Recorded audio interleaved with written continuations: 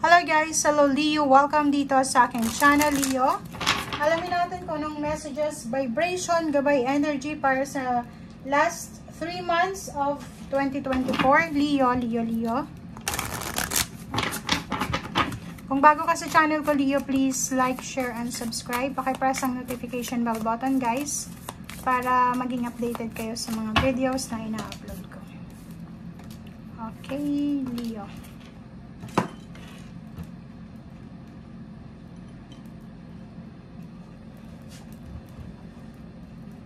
Okay, Leo.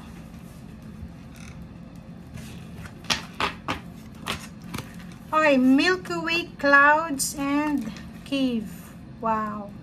So, ang nakikita ko sa'yo dito, Leo, kasi meron din cave sa water sign, Pisces ata yun.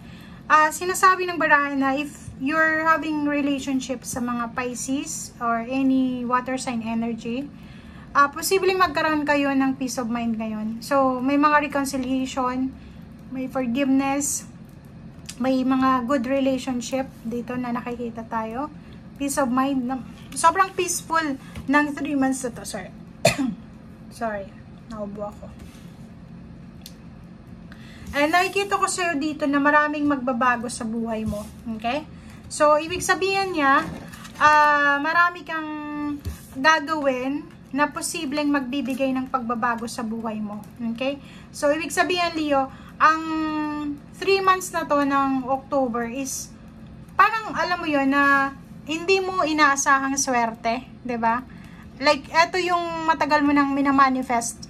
Pwedeng matapos yung mga bayarin, mga utang, recognition, rewards, awards, or kung ano pa man. Makukuha mo siya sa 3 months na to.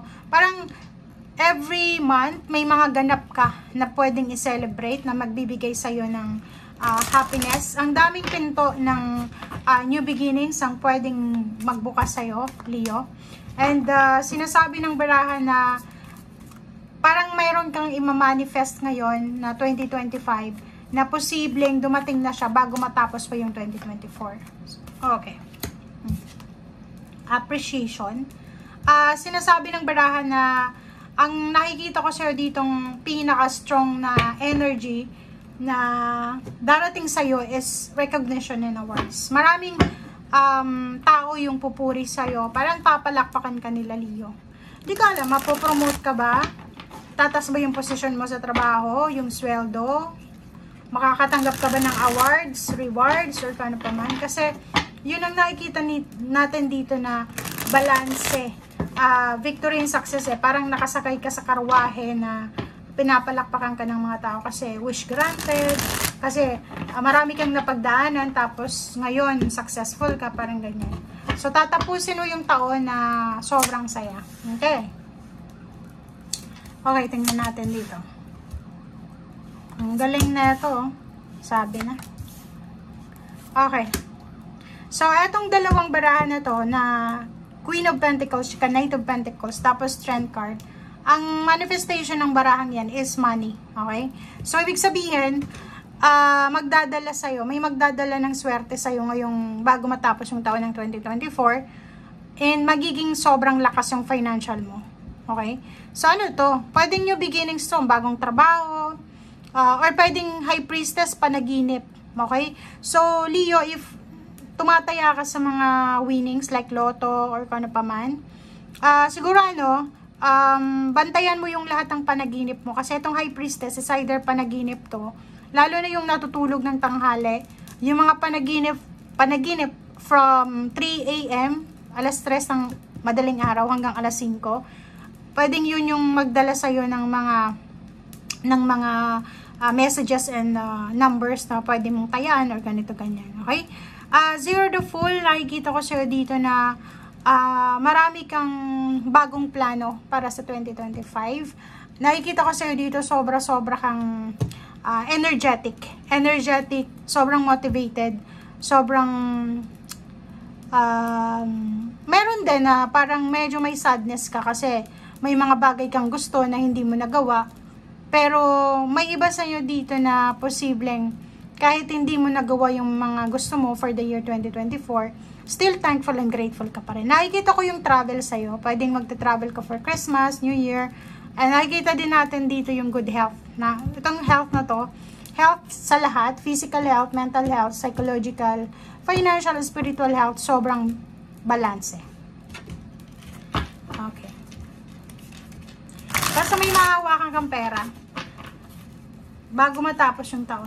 Queen of Pentacles to Or it's either may magdadala sa'yo ng pera. Kung may hinihintay kang pera, Leo, payouts, bonuses, lump sum, posibleng dumating siya before the end of the year 2024.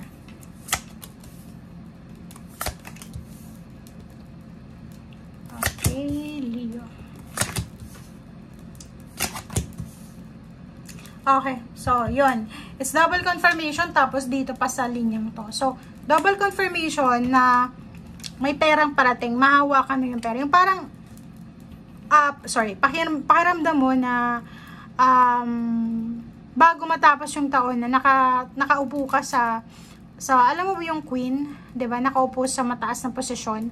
So nakikita natin dito kung nag-expect ka ng salary increase or higher position sa trabaho, talagang makukuha mo siya. And yung 10 of swords dito, tapos 3 of swords, iwasan mo lang to, Leo, kasi may tendency, kasi may the devil may temptation dito. So kung may pagkakataon na umiwas ka, kasi may tukso dito pwedeng matukso ka na may mga issues, current events, or pwedeng family issue, friends, relatives, or kung saan pa man, na posibleng may involve ka. Make sure lang na kontrolin mo yung emosyon mo, okay? Kontrolin mo yung emosyon mo, na sana hindi ka, alam mo yung mahirap kasi kontrolin yung emotion natin, lalo na kung medyo nati-trigger yung emotion. Pero dito sinasabi na kahit like nasaktan ka sa sinabi ng isang tao, kalmahin mo yung sarili mo, pag-isipan mo, kasi nandito ka sa 2 of swords, 2 of wands, pag-isipan mo yung sasabihin mo, okay? Kasi may temptation diba? May temptation dito, punong-puno ng temptation. Ang ganda ng takbo ng financial mo, pero yung emotional mo, nakikita ko sir dito, pwedeng sa third party din to, pwedeng magkaroon ka ng temptation na magkaroon ng third party, lalaki ka man or babae, or posibleng temptation to sa pera na may trabaho ka na, tapos may mag-offer sa'yo ng another job, mahihirapan ka. Okay? So, yun yung sinasabi sa'yo dito, Leo, ng baraha. Okay? And yung 2 of wands na to, sinasabi na ang dami-daming option, ang daming choices, option, decision making na posible kang kailangan na pag-isipan bago matapos yung taon. Kung ano man to, ikaw lang yung nakakaalam. Okay? Thank you guys and see you again. Bye!